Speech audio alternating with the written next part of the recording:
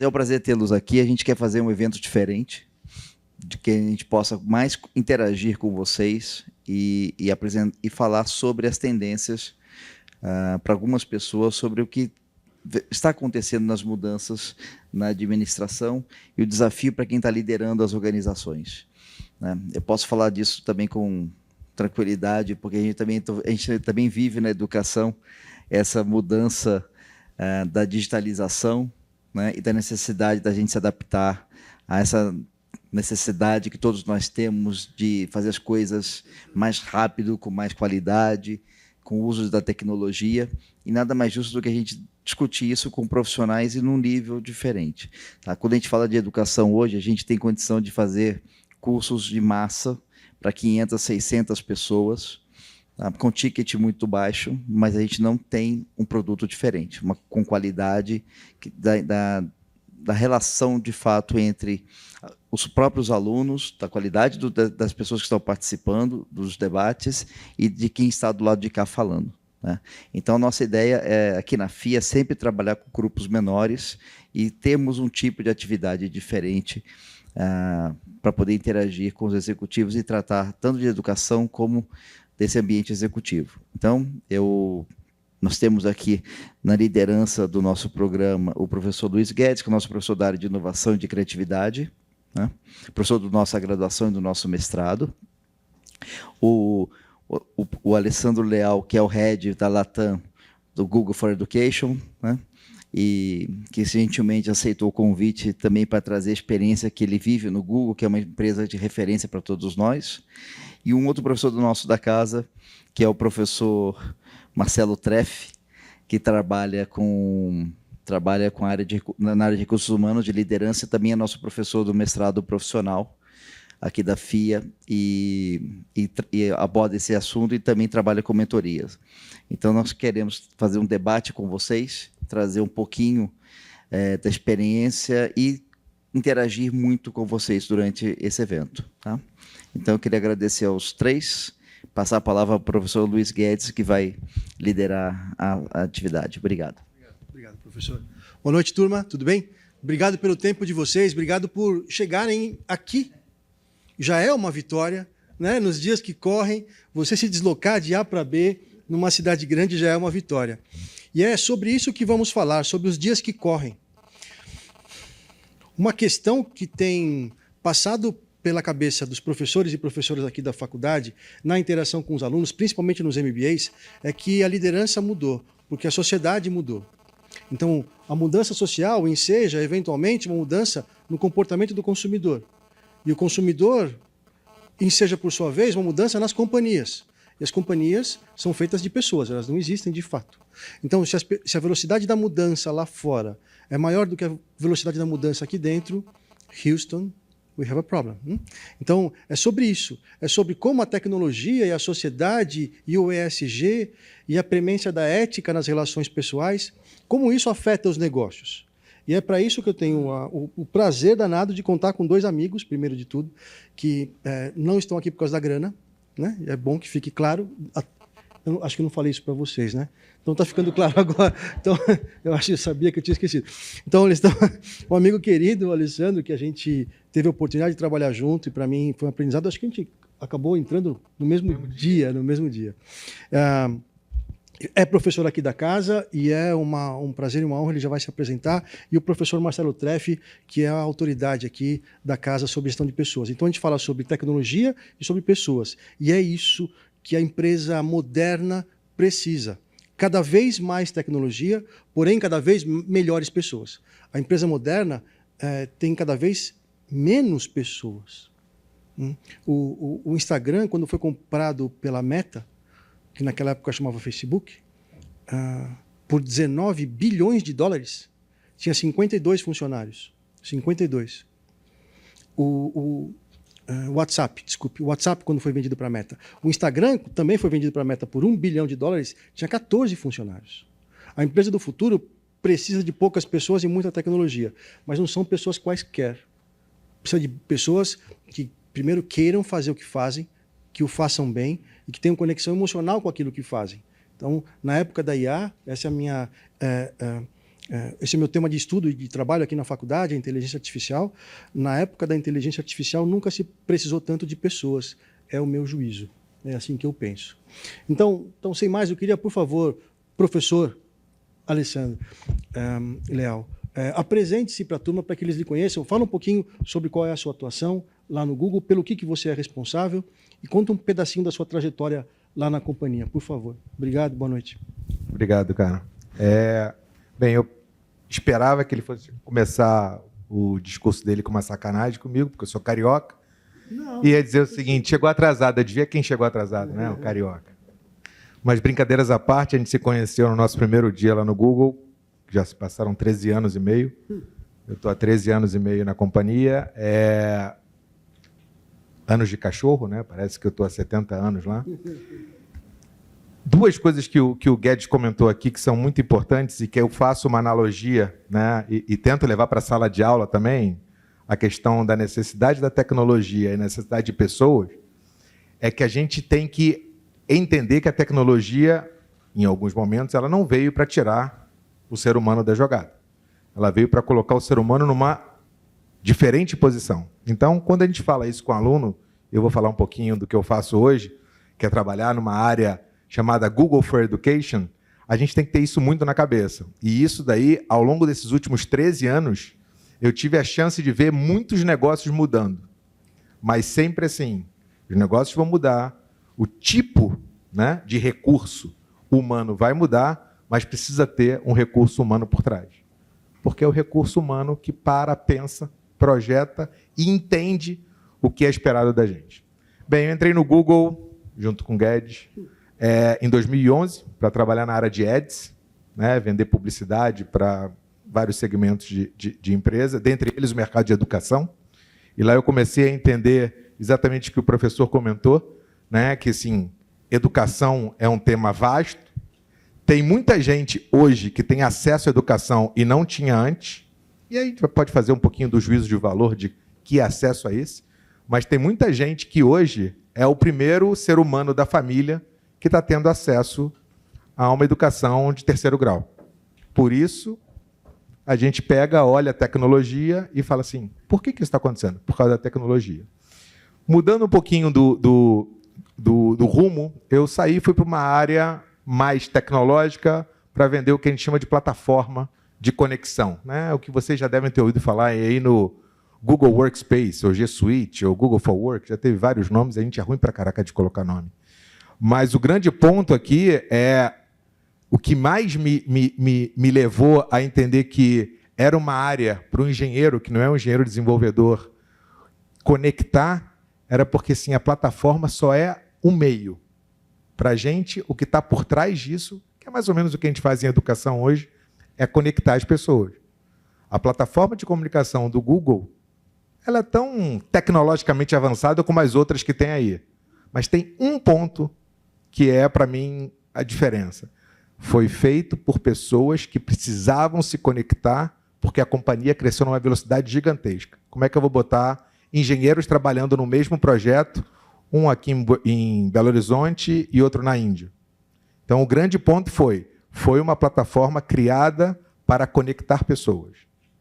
Terceiro passo da minha carreira, eu fui morar nos Estados Unidos, passar 2 anos lá, e aí sim eu vi como é importante a gente se conectar. Porque trabalhando numa função de matriz, você não tem a menor ideia do que está acontecendo nos mercados. E você acha que sabe. Até porque do lado, você olha, estão os melhores engenheiros. Engenheiro, né, sabe fazer um montão de coisa. O ponto é, o que ele está fazendo faz sentido para quem está do outro lado usando? E aí, de novo, vai o outro ponto, sem fazer juízo de valor, mas assim, se a gente não tiver a capacidade de aprender com o que a gente está desenvolvendo, e modestamente, ou modesta parte dentro de casa, a gente, antes de lançar qualquer tipo de produto, os 200 mil funcionários do Google testam. A gente faz um negócio chamado dogfooding, que é, vai para o mercado, a gente tem a velocidade, tem o go-to-market, mas uma fração razoável desses 200 mil funcionários usam e são pessoas que sabem fazer crítica. Então, esse processo de retroalimentação e de aprender com o que a gente acha que funcionava, mas quando a gente coloca as pessoas lá na ponta, eles dizem para a gente se funciona ou não, para a gente, de novo, é a coluna vertebral da companhia.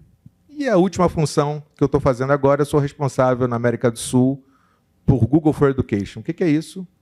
Em vez de levar para a empresa, é levar a plataforma de comunicação para as salas de aula.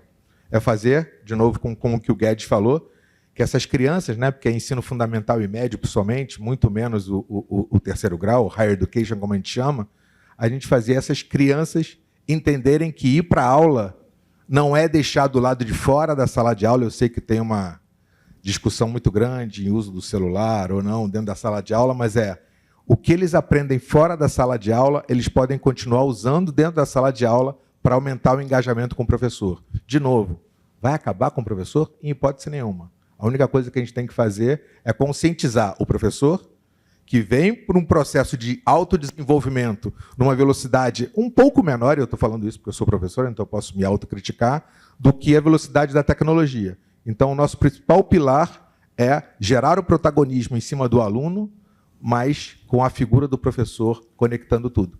Mais uma vez, só para fechar, o ser humano é extremamente importante. Então, assim, eu acho que tudo que a gente vai falar aqui, dessa questão de liderança, de novos momentos, o líder continua sendo a pessoa fundamental. Se ele fizer a coisa certa, vai ter um engajamento, vai ter sucesso. Se ele fizer a coisa errada, ele pode trabalhar na NASA, mas não vai engajar as pessoas e não vai gerar resultado positivo para a humanidade. Boa. Obrigado, professor. O professor Alessandro, o professor Treff me falou outro dia que começou a dar aula faz pouco tempo. Nessa sua trajetória de pouco tempo, o professor Alessandro falou da mudança que ele vem percebendo do uso da tecnologia e tudo mais. Me fala um pouco, na sua experiência como professor e como pai de aluno, de meninas... Um casal. Um casal. De um menino e uma menina que estão trilhando, chegando na faculdade agora e tal.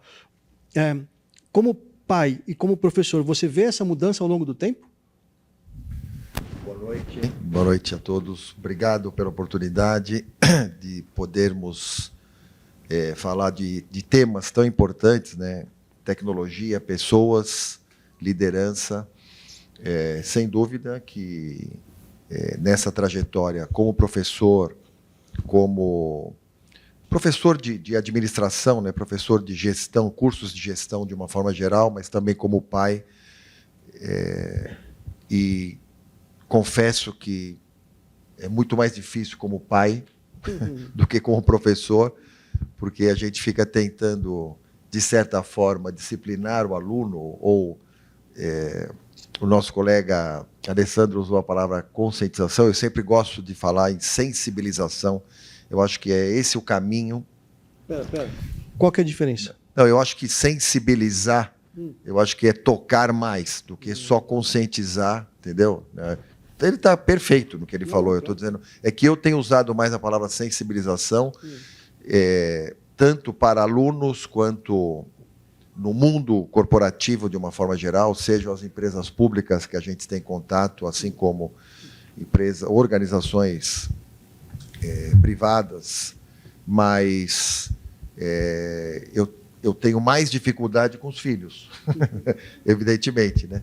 Mas as mudanças são muito grandes. Eu acho que a gente também tem que sensibilizar pais, professores, gestores, que aí a gente chega nessa nossa discussão da liderança. Eu acho que isso que é fundamental, cada vez mais, a gente entender qual é o papel do líder, que é uma das discussões centrais nossas aqui hoje, qual é o papel do líder diante de tantas transformações e, sobretudo, transformações que foram aceleradas, no meu ponto de vista, principalmente para nós na educação, mas isso também aconteceu nas empresas, que foram aceleradas pela pandemia. Talvez mudanças que nós vivenciamos durante a pandemia e que herdamos, na realidade, da pandemia, talvez chegassem para nós em 2030, né? Não vou precisar o ano, mas a gente estava olhando muitas pesquisas na minha área, né, gestão de pessoas, estava olhando para 2030, pesquisas de 2014, 2015, projetando 2030. Quando veio a pandemia, a gente em 2021, final de 21, início de 22, já tinha mudanças na educação, que nós estamos nos debatendo, né, sobre elas, na realidade, e que estão presentes também nas organizações. Então, eu acho que isso é muito perceptível, tanto com filhos, alunos e com as organizações de uma forma geral. Lá na empresa na qual o senhor trabalha, tem pessoas de idades muito variadas, né? E esse é um fenômeno recente, de ter pessoas com um perfil de idade muito diferente trabalhando na empresa. Há quem diga hoje que tem 5 gerações trabalhando na empresa. Tem os senhores e senhoras com 70 e garotos e garotas com 20 e poucos, né? E tudo que tem no meio. Você percebe isso lá? A liderança tem que se adaptar a essa pluralidade, palavra difícil, geracional, porque há casos em que o gestor vai ser mais novo do que o time, né? Nós temos um projeto de consultoria com uma empresa cujo presidente tem 29 anos. 29 anos, é uma empresa pública daqui de São Paulo. E há muitas pessoas na empresa que têm mais do que 29 anos de empresa. Então, isso tem um desafio importante para a gestão. Lá, você percebe isso lá? Sim, e independentemente da área, né? Assim, obviamente que você tem essa distribuição, ela varia um pouco de área para área. Na área comercial, você tem um determinado peso. Agora, quando você vai para a área de desenvolvimento, engenharia, você tem pessoas que estão no Google desde a fundação. E esses, às vezes, são subordinados a desenvolvedores, a engenheiros que acabaram de sair de um mestrado no MIT, alguma coisa assim. Eu acho que o grande ponto é deixar muito claro o papel e responsabilidade de cada um. Porque o papel e responsabilidade ele não está de acordo com a cor do cabelo, né? Ele está de acordo com qual é o objetivo corporativo e como o líder supremo daquela organização ali entende que é a melhor colocação, eu vou usar uma expressão aqui que não é muito boa, das peças, mas dos seres humanos, né? Dos recursos. E o ponto é, independentemente da sua idade ou da faixa etária, o ponto ali é como você consegue 3 coisas que eu acho que são muito importantes. 1, ter a sua visão no seu quintal ali, alinhado com o que a companhia tem, porque isso fica muito fácil. Qualquer escorregada, você olha e fala assim, ó, estamos fazendo isso por causa disso, e olha só para onde é que a gente está mirando enquanto companhia. Segundo ponto, como é que eu engajo essas pessoas? E aí sim, tem um pouco de jogo de cintura, tem um pouco de capacitação por parte da área de recursos humanos, ou qualquer nome que a gente queira dar para a área de people, que é exatamente... E é muito importante que o líder saiba o seu gap, e ele busque isso. E aí, obviamente, o processo todo de avaliação ajuda, porque ele tem uma avaliação de cima para baixo, dos pares, mas também do time. E o time, se tiver essa diferença de idade, vai dizer o seguinte, puxa, Alessandro, você é um cara legal, pá, não sei o quê, mas você não está entendendo meu modus operandi. Eu quero work-life balance, eu vou entregar o que você quer, mas você não me exige ficar sentado aqui de 8 às 5. Não vou conseguir. Não faz parte do meu ponto. Então, o líder tem que entender, fazer esse engajamento, conectar com a missão, fazer esse engajamento e aprender a reter. E assim, caramba, mas o que é o reter? O reter é você conseguir desafiar as pessoas que estão dentro do seu ciclo de atuação, cada uma individualmente. Porque o que interessa para mim, o que faz sentido para mim, não faz para o meu par. E o meu chefe tem que olhar isso, independentemente se eu tenho 54 anos e o meu par tem 35 anos. O meu chefe é único, ele tem que entender o que faz sentido para cada um de nós, para fazer com que esse processo de retenção, através de inovação, através de demandas diferenciadas, faça com que o time todo se engaje e a gente consiga entregar a missão. Então, assim, essa diferença de idade, para mim, é uma questão pontual. Acima disso, tem que estar a visão da companhia e como é que a companhia trabalha de maneira harmônica para levar a um determinado objetivo. Uma coisa que me deixa sempre na dúvida, você falou do que a liderança precisa fazer, né? Dentre as coisas, está entender cada um dos liderados para poder dialogar com eles, dizendo aquilo que faz sentido. Para isso, precisa de energia e tempo, né? Além de boa cabeça. Só que, quando se entope a turma de trabalho, A pirâmide é cada vez mais esmagada. Tem cada vez menos pessoas na companhia. Sobra cada vez mais trabalho, porque o mundo está ficando cada vez mais complicado e conectado. Que horas o cara vai fazer isso? Que horas a liderança arruma tempo e energia para conhecer bem os liderados e, enfim, e poder fazer esse papel bem feito, engajando e retendo os melhores? Em que momento, professor?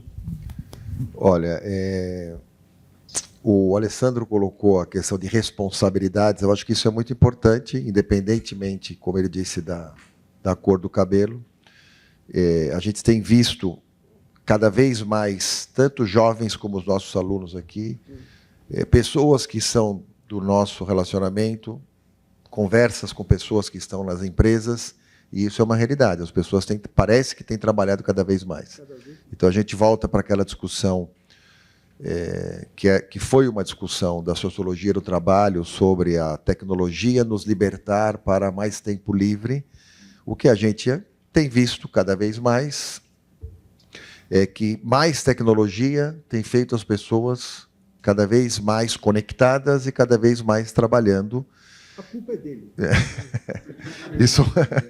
E sobrando cada vez menos tempo. Então, a gente primeiro precisa desmistificar o papel da liderança. A gente tem muito ainda esse olhar para a liderança como, ou para o líder, ou para a líder como um salvador, ou seja, alguém que foi escolhido ou foi alçado a uma determinada posição que vai ter todas as soluções.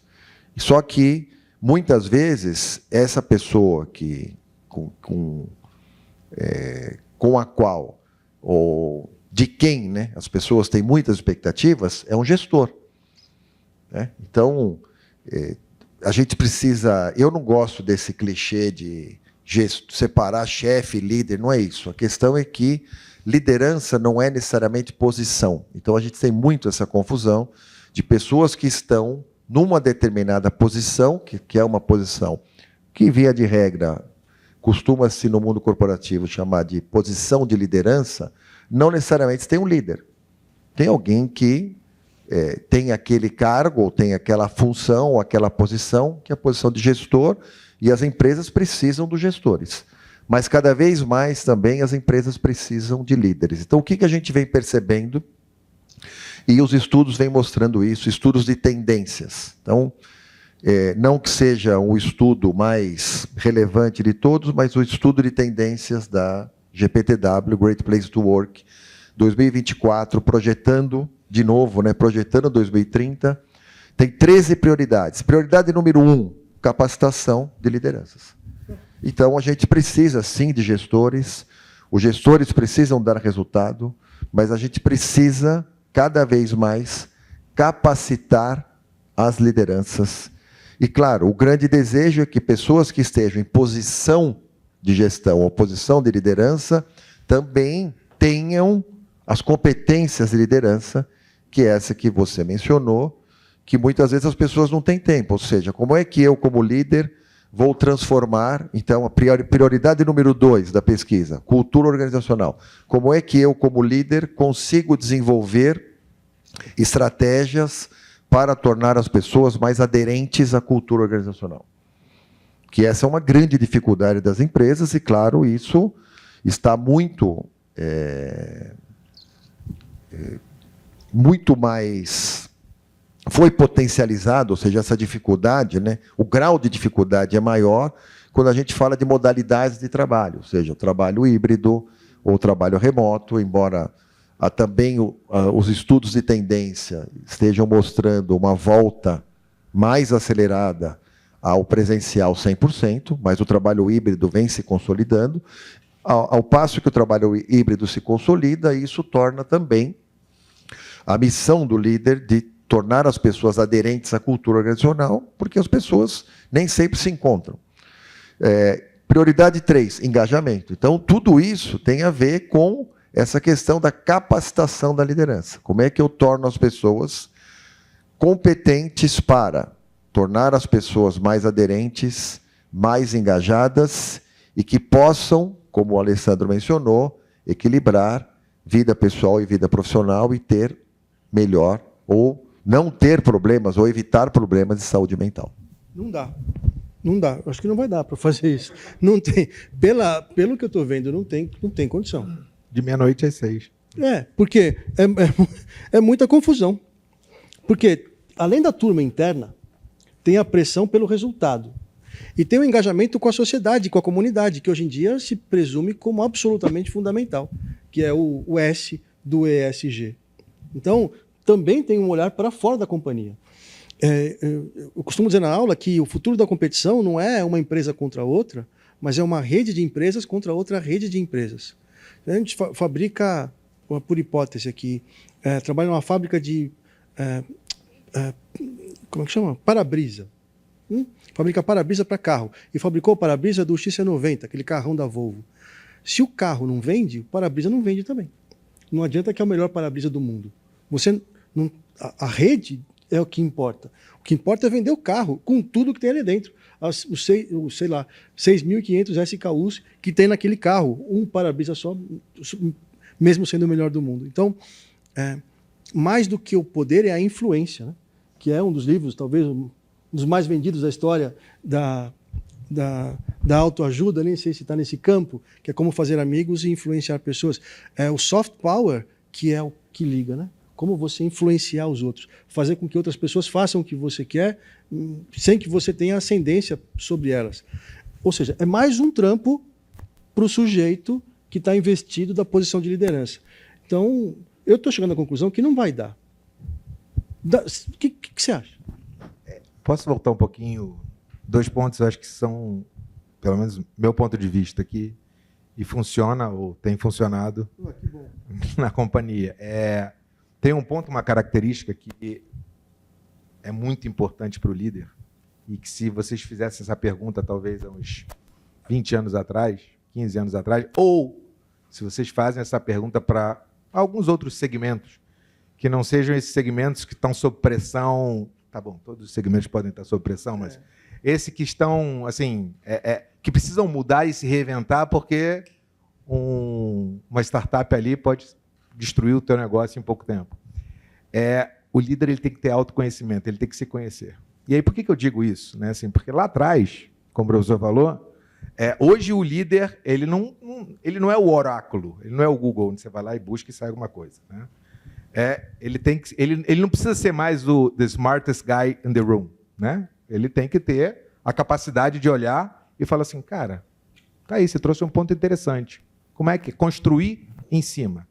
E tem uma outra coisa que aí eu vou misturar 2 pontos ali que, para mim, não são excludentes, né? Porque tem muita gente que fala assim, pô, mas você prefere ter um gestor ou ter um líder?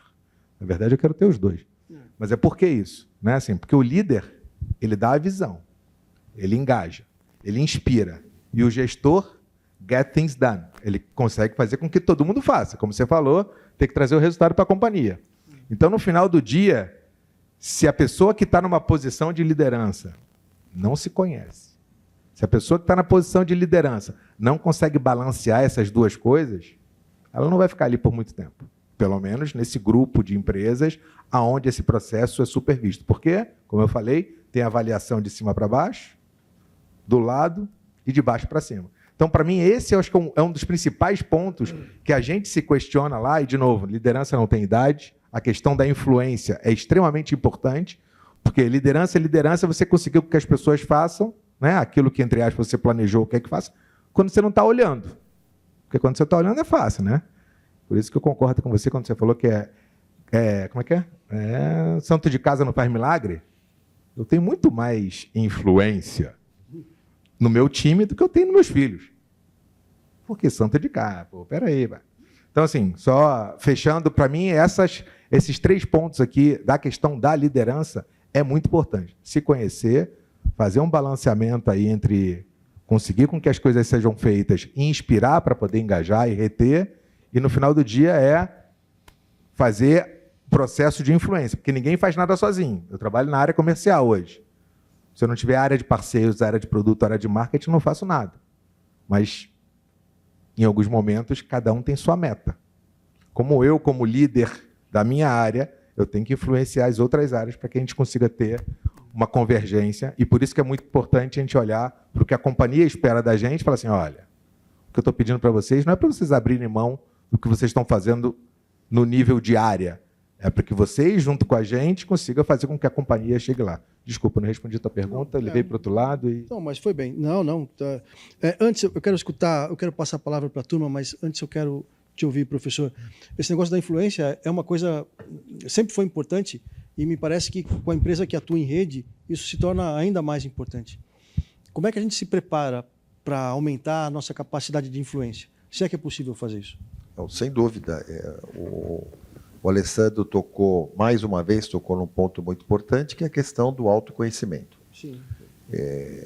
Primeiro, me autoconhecer, que também não é uma coisa simples, né? Porque isso pode ser algo que fala, olha, você precisa se autoconhecer. Muitas vezes eu preciso da ajuda de terceiro para me autoconhecer. Pode ser, enfim, um mentor, um coaching, um analista, para que eu possa me autoconhecer. Esses são os princípios da inteligência emocional, né, do Goleman, que estão sendo revistos agora pelo próprio Goleman, que é a ideia de quanto melhor eu me conheço, melhor eu consigo fazer a gestão das minhas emoções, e com isso eu consigo, então, ter um poder de influência maior com as pessoas que estão ao meu lado ou no meu entorno, porque isso aumenta a minha consciência social e, consequentemente, a consciência organizacional. E com mais consciência social e consciência organizacional, eu faço uma melhor gestão de relacionamentos, o que melhora a minha habilidade social. Eu acho que uma das formas de se preparar é tentar desenvolver a inteligência emocional. Isso é cada vez mais fundamental para a posição de liderança. E, como o Alessandro falou, eu acho que esse é o grande desejo das empresas, de muitas empresas, é ter pessoas que estão na posição de gestão, ou seja, que têm o cargo, que tenham também as competências de liderança, mas isso não é simples. Isso também vai mudar muito de empresa para empresa, porque deve se considerar as especificidades organizacionais. A gente tem empresa pública, privada, grande, pequena, startup, enfim, são as mais diferentes especificidades organizacionais, e a gente precisa conhecer, então, quais são as nossas especificidades e quais são as demandas que nós temos com relação às características de um líder. Então, o grande foco, como a gente já comentou aqui, eu falei, o Alessandro falou, ainda está muito nessa figura do Salvador, e a gente tem visto se repetir problemas, inclusive problemas relacionados a fraudes, né? Vinculados a grandes líderes, ou pessoas que se criaram muitas expectativas, ou pessoas nas quais a gente devia se inspirar. A gente tem esse problema, evidentemente, com os alunos e a administração. O professor Thomas Wood, Júnior, da GV, tem um trabalho muito interessante, que ele usa 3 lentes para falar de liderança. A lente do eu, que é essa que a gente historicamente preferiu e continua preferindo, ou seja, a lente de olhar para o líder que tem traços de liderança, que tem o estilo de liderança, que tem carisma, enfim, a lente do eles, que tem sido cada vez mais importante em determinados tipos de negócio ou determinados tipos de empresa, ou seja, é cada vez mais o líder, como o Alessandro deu o exemplo do Google, ouvir as pessoas, os seguidores. Quem são os seguidores? Que tipo de expectativas esses seguidores têm? E a terceira lente, também cada vez mais desejada em algumas empresas, que é a lente do nós. Ou seja, de nós, então, liderarmos em conjunto. Mas ele vai mostrar que ainda a ênfase é muito grande na lente do eu. A gente tem expectativa de que tem alguém que está lá no C-level, né, como se gosta de falar nas empresas, ou que está lá no, como você menciona, no Olimpo, e que é essa pessoa que vai trazer as soluções. Então, eu acho que esse poder de influência, ele não está necessariamente na posição. O poder de influência está no sujeito. E cada vez mais dele inspirar outras pessoas ao seguirem. E essa apropriação do seu próprio desenvolvimento, né? Você fala isso, o Alessandro também fala, de chamar para si a responsabilidade de se autodesenvolver. E pelo feedback, escutar o feedback, aprender a ouvir, por exemplo, é um negócio que parece tão simples, não é? Mas que não necessariamente é, né? Eu acho que essa é uma mudança importante no paradigma, que é a carreira não é mais da empresa, se é que foi um dia, né? A carreira é do cidadão, né? É ele ou ela que tem que achar os meios para que se aprimore. Primeiro, para se conhecer melhor, e segundo, para ajudar os outros. Eu queria ouvi-los. Perguntas, comentários, um poema. Às vezes a pessoa gosta de falar uma piada, declamar um poema, mas se vocês tiverem uma pergunta para os dois convidados, eventualmente para mim, para eles dois, é claro, eu acho que será interessante. Será legal. Cavalheiro?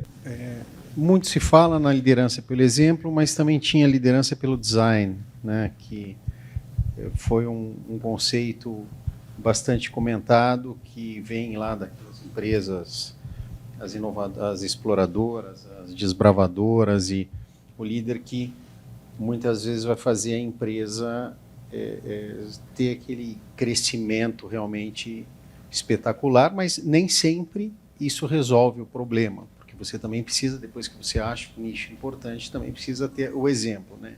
Então, eu não sei hoje como é que está a liderança pelo design, mas foi desenvolvido em algumas dessas universidades aí de negócios.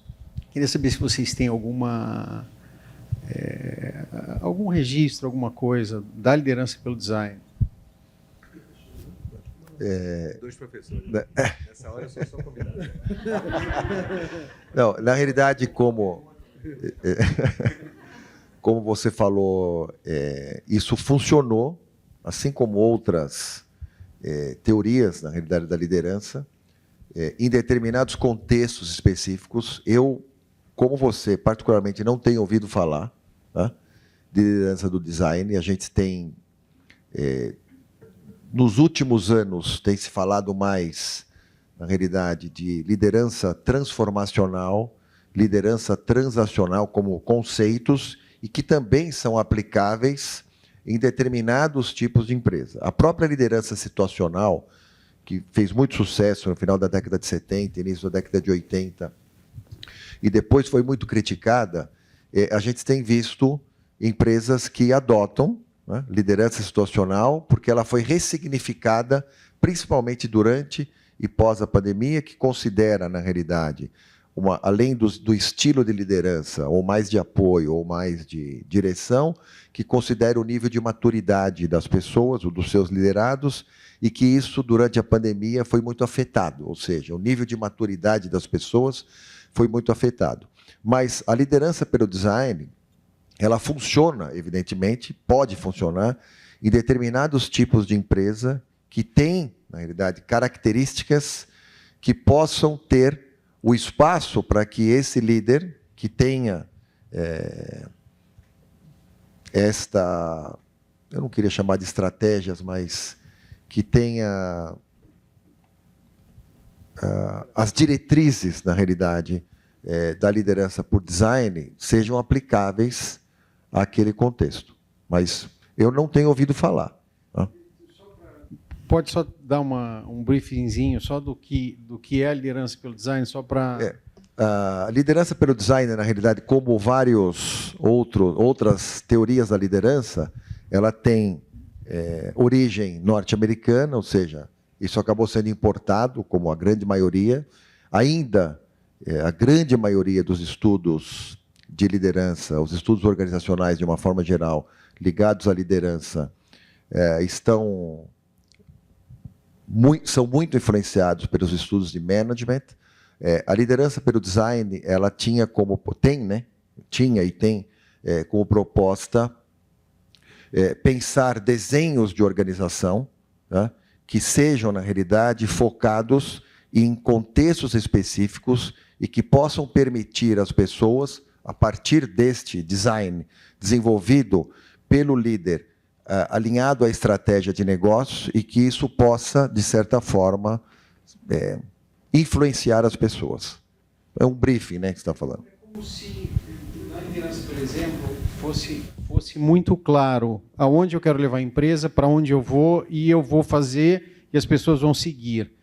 E a liderança pelo design, pelo que eu me recordo, é muito mais, eu vou delineando, mas eu não tenho muito claro para onde eu vou levar a organização. Então, você vai criando ambientes para que as pessoas possam levar essa organização para algum lugar ainda não conhecido. Eu acho que é alguma...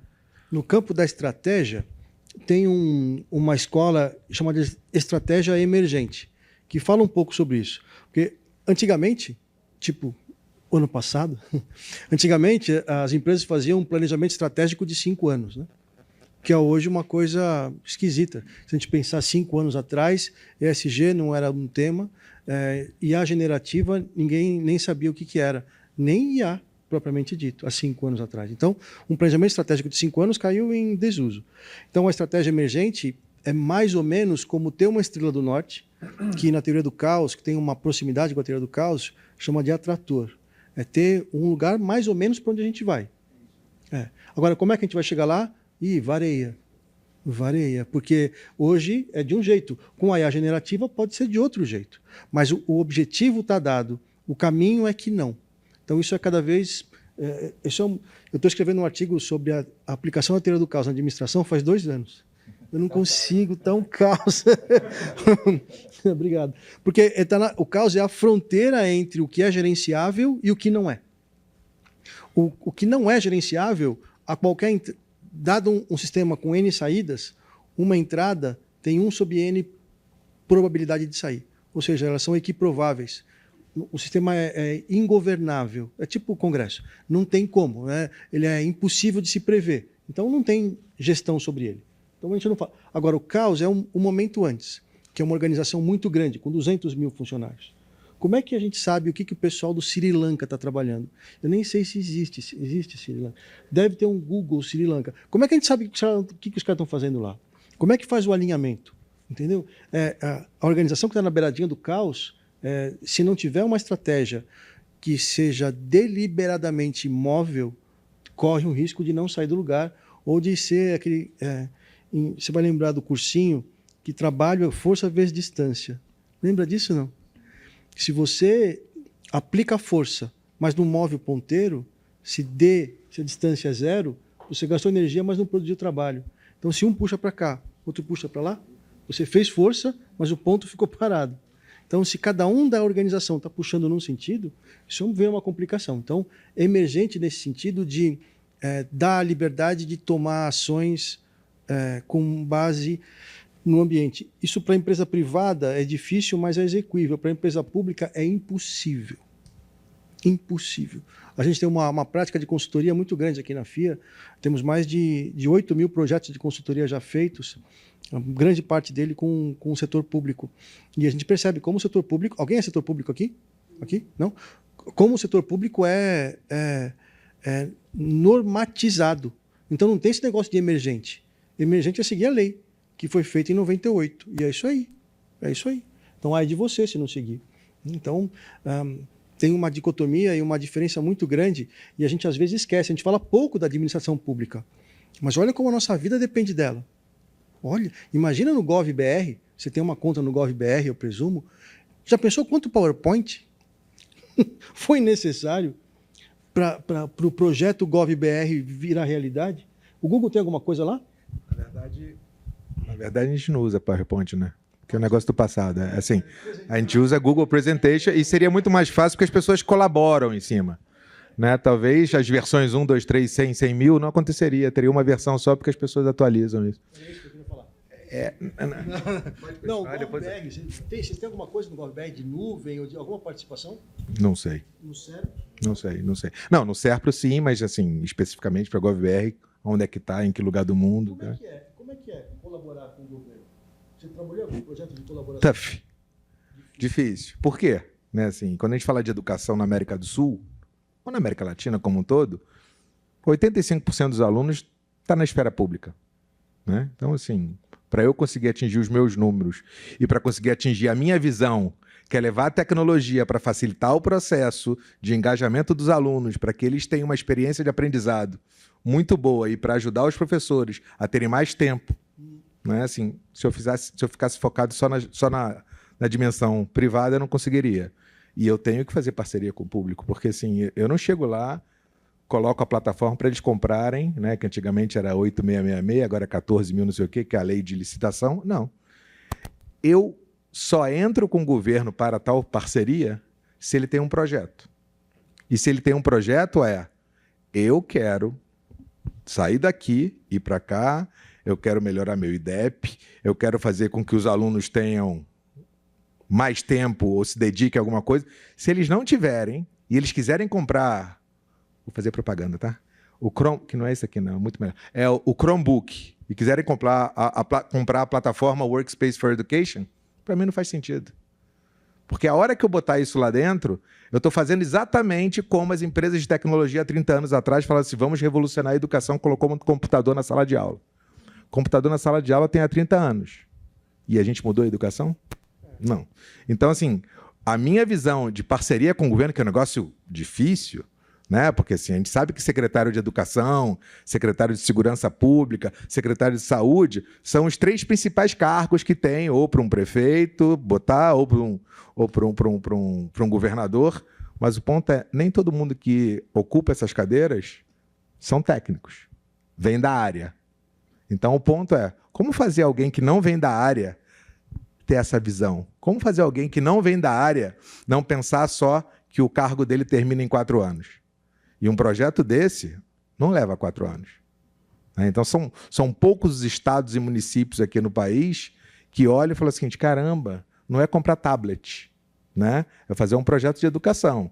Nossa, mas para isso, os alunos sabem usar, né? Porque todo mundo tem um celular na mão. Mas os professores não sabem. Como é que ele vai fazer isso? Então, assim, tem que ter uma parceria. Não é fácil? Não é fácil. Mas o ponto é, tem que partir deles. A gente vai e leva o que está acontecendo no mundo. Se esse cara olhar e bater na parede e escorrer, a gente assim, beleza, valeu, prazer te conhecer e vamos para o próximo. Boa. Boa. Obrigado pela pergunta. Pergunta, turma. Por favor, Cavaleiro. A gente tem ouvido falar bastante sobre o conceito da liderança ambidestra, né, que visa integrar justamente esse papel do gestor e o líder, né? E eu fico pensando, lendo o título, se vocês fizerem essa palestra o ano que vem ou daqui a 2 anos, né, ainda o novo papel da liderança ficaria muito atual, né? Mas quais são esses papéis, né? Porque pelo incremento da tecnologia e pela dinâmica, né, social, a gente percebe novas habilidades que são demandadas dessa liderança, né? E eu queria saber de vocês, assim, quais são essas habilidades que são mais, diríamos, mais essenciais, né? E uma pergunta específica para o Leal, como você tem atuado Latam, se esses papéis, se você tem observado se os papéis ou as habilidades da liderança têm muitas diferenças de país para país, e quais são, se puder elencar algumas. E uma outra coisa que vocês falaram também, que ficou bastante forte para mim, é a questão do autoconhecimento, da inteligência emocional. A gente sabe disso, né, dessa importância, mas, na opinião de vocês, o que o líder deve fazer para, de fato, desenvolver essas habilidades emocionais? Eu posso começar muito rapidamente, porque a palavra é com os senhores. Eu vou começar pelo final, que me pareceu o que eu posso contribuir mais. Tem uma habilidade humana que está cada vez menos exercitada. Eu falo para os alunos, eles ficam me olhando, não sabem muito bem do que se trata. Chama ler. Sabe? Ler. Eu falo para eles, não precisa ler exatamente, só compra o livro. Já vai ser um avanço. Compra, se você andar com ele, você já tem meio caminho andado. Se der, leia. Porque quando você lê o Goleman, a primeira metade do livro é sensacional, porque fala que para você lidar bem com a emoção do outro, você precisa lidar bem com a sua própria. Então, esse caminho de autodesenvolvimento passa pela curiosidade, para responder muito brevemente a sua pergunta. Então, o que pode fazer largar o celular, que é o que a gente está fazendo aqui, mais ou menos, largar o celular e se dedicar ao seu próprio desenvolvimento como uma missão. A gente faz muita missão para a companhia.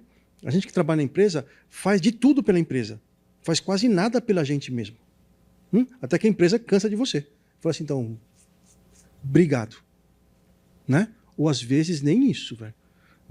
Um amigo meu falou que o cara foi passar o crachá e não passou. E não passou, e não passou. O segurança o acompanhou até o RH e o último dia tinha sido ontem. 17 anos de empresa. E não é que ele deu um desfalque, que ele errou, ele não sei o quê. Uma empresa pública na qual estou trabalhando agora, para a qual estou trabalhando agora, vai mandar 1.500 funcionários embora com mais de 40 anos de empresa. 1.500. A empresa tem 7.500 funcionários. Então, às vezes, se você não faz alguma coisa por você mesmo, ou por você mesma, quem é que vai fazer? Então, essa consciência, a companhia precisa dar para as pessoas. Acho que a empresa está se tornando cada vez mais humana, eu acho. Ou pelo menos deveria estar. Eu acho que parte daí. Para responder brevemente a sua pergunta, passo ao professor Treff, em seguida ao professor Léo. Você já mencionou uma das competências, né, que a gente pode subdividir em 4. Inteligência emocional, que, como eu disse, não é algo simples, porque parece que fala, não, lê o livro, como o professor falou, lê o livro do Goleman e a gente adquire inteligência emocional. Isso requer, primeiro, essa curiosidade que ele falou, ou seja, como é que eu posso desenvolver a minha inteligência emocional, autoconhecimento, autogestão, empatia ou habilidade social para ter empatia e gestão dos relacionamentos. Desculpa, consciência social para ter empatia e habilidade social para fazer a gestão dos relacionamentos. Aí a gente falou de 4 competências. Esses estudos sobre tendências para a gestão de pessoas e tendências para a liderança, a maior queixa dos trabalhadores, de uma forma geral, com relação à liderança, é falta de feedback, ou feedback mal dado. Então, essa é uma outra competência, que não é algo simples também, tá? Que é saber ser emissor de feedback. Além disso, eu preciso ser um bom receptor de feedback. Se a gente quiser juntar essas 2 competências em uma só, isso se chama comunicação. Então, essa é uma competência fundamental que eu acho que a gente pode voltar aqui o ano que vem e continuar falando dela. Comunicação. Então, inteligência emocional, comunicação. Nós precisamos aprender a nos comunicar melhor como líderes, né? E isso passa pela ideia de saber ouvir. Essa é outra competência, escutativa. Então, saber ouvir não é simplesmente escutar as pessoas, é fazer as pessoas perceberem que estão sendo escutadas. Isso é escutativa. Eu colocaria mais uma competência, que é antifragilidade. A gente tem falado muito de resiliência. Eu, particularmente, tenho um pouco de dificuldade de mensurar, né, resiliência. Resiliência é um conceito da física, da engenharia de materiais, que a psicologia emprestou e o RH emprestou da psicologia, né? Mas a gente tem dificuldade, porque, na realidade, resiliência, assim como comprometimento, assim como engajamento, são construtos, ou seja, é um conceito que eu não consigo observar. Eu preciso criar alguma métrica para poder, e isso eu falo muito para as pessoas, principalmente para os meus alunos, olha, se na sua empresa comprometimento é chegar no horário e sair depois do horário, essa é a métrica que o teu chefe criou. Então, saiba que você vai ser avaliado por isso. Mas eu não consigo olhar para alguém e falar, está comprometido, está engajado. Eu preciso ter uma métrica. Então, resiliência, para mim, falta isso. Ou seja, como é que eu meço quem é resiliente ou quem não é? Então, o Nassim Taleb, né, do cisne negro, criou o conceito de antifragilidade, antifrágil, que se conecta com inteligência emocional, tá? Não, o conceito é ótimo. Então. Explica o conceito. Não, o conceito, na realidade, claro, o livro tem 600 páginas, né? Mas rápido, se você explicar rápido, é você se preparar para evitar ser afetado. Então, a resiliência é você ser afetado e ter a capacidade de retornar a seu estado normal. A antifragilidade é você se preparar para não ser afetado. Isso tem relação com inteligência emocional. Então, eu colocaria comunicação, relacionado principalmente a feedback, né? Escuta ativa, antifragilidade. Eu poria mais uma antes de passar, professor, que é a habilidade em lidar com tecnologias digitais. Dificilmente um líder hoje é efetivo se não for versado em tecnologias digitais, tanto de comunicação como de processamento de dados. Ou seja, se ele faz ele desenvolve essa habilidade que você comentou agora, De domínio do digital. do meio digital, ele se torna antifrágil nessa nova realidade que a gente está enfrentando. Não? Acomoda melhor as variações. E, veja, um dos problemas da empresa que reage é que nunca vai ser, de fato, inovadora. Inovar não é reagir ao que o mercado mudou. E se der tudo certo, você muda igual. É mudar antes. É essa capacidade de se antecipar à mudança. Professor, por favor. Beleza. Tentando, não sei se eu lembro tudo que você perguntou, mas voltando ao conceito de ambidestria, né? Assim, puxa, negócio legal pra caramba. Só que eu acho que tem uma coisa no meio do caminho que é extremamente importante, né? Um ambidestro é aquele que está lá na frente, olhando lá, mas está executando aqui. Mas para isso acontecer, você tem que ter a flexibilidade e a agilidade, né? Assim, beleza, não é grudar na parede um objetivo, continuar apagando incêndio aqui no meio do caminho. O incêndio já virou um negócio completamente diferente e você continua com aquele objetivo lá. Então, eu acho que assim, a agilidade e a habilidade de se adaptar é extremamente importante para você continuar usando o conceito de ambidestria de uma maneira consistente, né? E o ponto é, o bom líder não é aquele que diz o que a gente tem que fazer, é que ajuda também a gente entender o que a gente não vai fazer. Né? Assim, cara, é o famoso foco, né? O conceito do que é o foco. O foco não é o que eu vou fazer, é o que eu não vou fazer. E isso acontece muito. Então, o próprio processo de contratação do ser humano que vai trabalhar, e aí, assim, uma das coisas que a gente... Você também vivenciou isso, né? Que a gente mais valoriza na companhia é o processo de contratação. Bem, se eu for contar aqui o meu, eu fiz 18 entrevistas. Eu acho que o nego não estava achando que eu ia entrar, que não era a pessoa certa. Eu estou me escondendo até hoje, estou fingindo de samambaia até hoje. Os caras desistiram. Tá bom, ele vai. Mas, assim, brincadeiras à parte, a gente testa alguns conceitos, né, que estão para lá do hard skill. Né? A gente diz o seguinte, eu não contrato você para trabalhar na área de vendas do Google. Eu contrato você para trabalhar no Google. Porque daqui a um ano vai abrir uma vaga, você pode aplicar para a vaga. Olha que coisa ruim. Se você entra e eu errei no processo de contratação e daqui a um ano você não só não vai para lugar nenhum, porque você não tem aquilo que a gente valoriza e eu errei no processo de contratação. Então, assim, o ponto, né, quando a gente contrata alguém, a nossa visão é a seguinte, cara, diz para ele o que a gente espera, diz para onde a companhia está indo e sai da frente e deixa ele fazer. E aí é aquele ponto que o professor comentou ali, que é o seguinte, é o processo do autoconhecimento. O líder tem que se autoconhecer, né? O que está em posição de liderança. Mas cada um também tem que se autoconhecer. Porque o processo de liderança não é, de novo, não é estatutário, não é pelo status, é pelo poder de influência que você tem.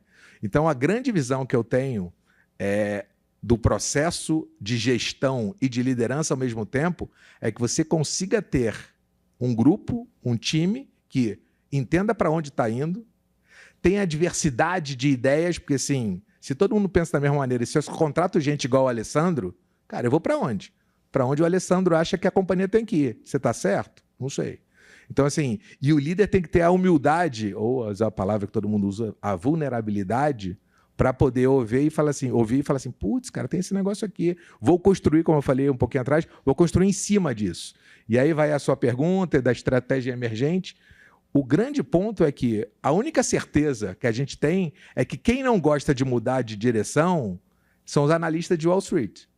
Né? Os caras querem ter o que foi previsto para eles poderem... O resto, está todo mundo no mesmo barco para fazer a empresa chegar mais longe possível. Mas para isso você tem que ter um pouco de habilidade de acordar uma segunda-feira de manhã, chegar lá e falar assim, putz, cara, a concorrência comprou isso daqui, agora a gente vai ter que jogar de uma outra maneira. E aí... Para onde vai a questão de ambidestria? Se você não tiver essa agilidade e as pessoas que trabalham com você, essa capacidade de se movimentar. Eu estou falando para caramba aqui porque eu estou tentando lembrar a sua última pergunta, que você falou assim, essa é para o Leal. E eu não consegui. Aí eu falei, é melhor parar de enrolar? É sobre Latam. Ah, tá bom. Latam, os papéis e habilidades mudam. Eu vou dizer uma coisa, tem países mais abertos e tem países menos abertos. Né? Quando eu digo aberto e menos aberto, não significa fazer Ctrl-C, Ctrl-V o que fazem nos Estados Unidos ou na Europa. Mas é exatamente olharem para fora e falar assim, pô, tem coisa que faz sentido aqui. Né? Tem países aqui em Latam que você entra lá e, cara, o modelo de gestão é de 1970 e... Não vou falar nomes. Por que não? Assim, tipo... P. P. Tá bom, tudo bem. Tem vários. Tem alguns. Não, assim, mas assim... E eu estou falando no mundo privado. Se eu falar no mundo público, pior ainda. Porque o mundo público, em alguns países de Latam, é perpetuação do que foi criado lá atrás, porque está gerando comodidade para os grupos que estão ali, e é isso. No mundo privado, tem muitos que são pouco abertos. E aí o que acontece? Fica difícil para caramba uma empresa multinacional ter um processo de transformação. Por mais que a transformação esteja acontecendo no headquarter, lá, e esteja acontecendo em outros países, não consegue acontecer ali. O que acontece?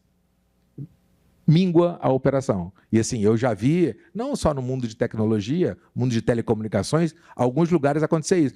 Mas assim, você tem uma quantidade de pessoas estrangeiras máximas que podem vir a trabalhar no México.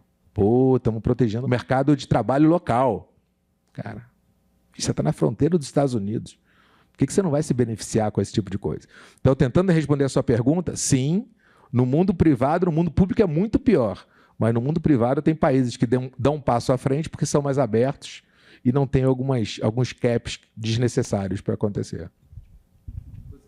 Bom, pessoal, eu estava aqui refletindo um pouco e vocês falaram muito sobre o líder inspirar, engajar, ter que saber comunicar, influenciar, etc. E aí o colega lá tocou num ponto que para mim é muito importante como empreendedor, que esse é meu papel, né? O quanto fazer inspira. O quanto que o líder só deve inspirar, mas o quanto ele deve fazer para servir de fato exemplo hoje em dia, né? E eu estou perguntando isso num contexto onde também foi dado aqui que os recursos humanos estão se tornando cada vez mais escassos. Né?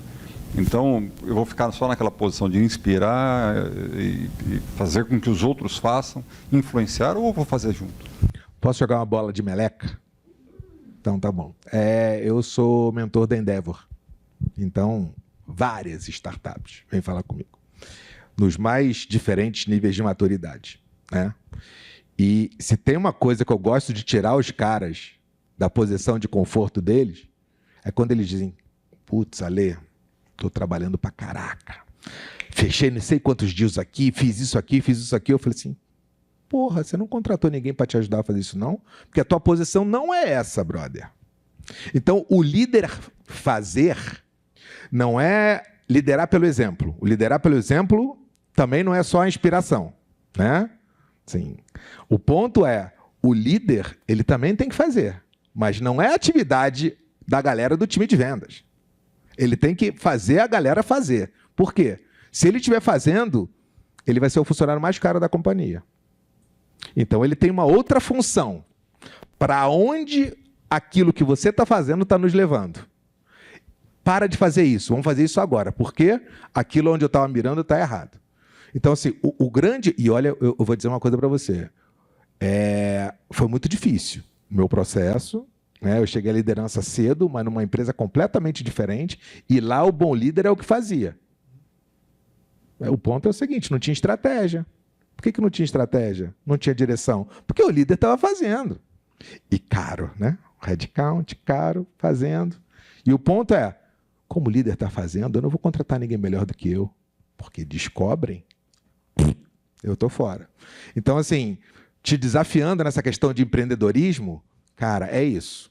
Mas você, como empreendedor, você tem que ter muito claro para onde você quer ir. E traz gente que vai te ajudar a chegar lá. E traz gente com pensamento diferente, porque pode ser que aonde você queira chegar não é o melhor caminho. De novo, se o líder começar a fazer, vai contratar um montão de alessandrinho. Eu sei que eu estou jogando bolinha de meleca, mas assim, eu vivo isso há um bom tempo na companhia e já tive oportunidade de liderar de outra maneira. Então, assim, essa é a minha experiência dessa questão do liderar pelo exemplo, show. Fazer, uma vez, né? Para o cara entender exatamente o que você quer, mas o mais importante do que fazer é dar o feedback correto. E como é que você vai dar o feedback se você nunca fez aquilo? Tem um negócio aí que a gente pode ajustar, mas o líder fazer, putz, ele está sendo o funcionário mais caro da companhia. Minha visão. Amarrando com o que você falou agora, Alessandro, acho que talvez tenha que mudar um pouco esse mindset, essa forma de que eu só sou um bom líder se eu sei fazer. Porque a gente vem de um modelo muito de que eu sou um líder, mas eu não sou um líder de pessoas, eu sou um líder de negócio, que é aquela pessoa que tem um conhecimento especializado e, por isso, ele vai para posições de liderança, né? E aí não é bem por aí. Eu acho que mais importante do que ele ter esse conceito que no passado a gente tinha, só consigo liderar uma equipe que eu sei fazer a atividade dele, eu consigo ter o autodesenvolvimento para entender quais são os meus gaps e formar uma equipe de alta performance com pessoas que complementam os pontos que eu não sou bom. E aí o autoconhecimento me ajuda muito nisso, ao mesmo tempo que eu estou trazendo esse conhecimento para o time. E, em contrapartida, eu preciso desapegar da história de que eu tenho que executar, porque quando eu sou um contribuidor individual, a entrega depende só de mim. Agora, se eu vou lá pegar rancharam, pipeline de liderança, eu tenho que entregar através do outro. E esse para mim, é a virada mais difícil. Né? Eu venho de RH, então, quando você está com os times, com os líderes, e você pega a primeira posição de coordenação, de supervisão, que ele tem que sair desse papel de entrega individual para entrega através do outro, é a fase mais difícil da virada, que demora mais. Porque o seu papel e a perspectiva que você tem sobre a entrega é diferente. Que é isso, como que eu faço o outro se mover de que não é ele que vai fazer a planilha, mas é como que ele consegue que o time entregue um resultado e um trabalho que ele precisa para poder defender os outros pontos no nível acima de liderança. Então, esse ajuste é muito difícil, né? Eu acho que, cada vez mais, o líder, muitas vezes, tenta se esconder atrás do RH, do tipo, mas isso não é atividade do gestor, isso é atividade de RH. É como se o papel de RH fosse só gerenciar pessoas. E, na verdade, a gente vai ajudar com os instrumentos e facilitar ele para esse processo. Mas é uma atribuição do líder, né? Não tem como não ser. Eu queria aproveitar esse ponto, muito obrigado por isso. Qual é o papel do RH? Primeiro, como é que chama hoje? Tem um nome melhor? Olha, gestão de pessoas é um nome que tem sido mais usado, algumas empresas usam gestão de gente, gestão de cultura e gente, mas o que eu percebo ainda é que todo mundo sabe onde é o RH. Você fala gestão de gente, gestão de pessoas, gestão de cultura, passa lá no RH, o pessoal sabe onde é. Entendeu? Ou então, quando tem algum problema, fala, procura o RH. E como é seu nome? Desculpa. O que a Rita, o ponto que ela tocou é muito importante. Isso conceitualmente, né? Como a gente é professor, então invariavelmente a gente, até o colega nos provocou conceitualmente, né? Isso se chama descentralização da função de RH. E durante muitos anos isso não foi aplicado. Por quê? O que é descentralizar a função de RH? Todo gestor, independentemente da função ou da área, é um gestor de pessoas. Quando eu não assumo essa função, qualquer problema é com RH. Então, se eu tenho pessoas no meu time, na minha equipe, que tem problema de remuneração, tem problema, está faltando treinamento, RH. Não, isso é minha função.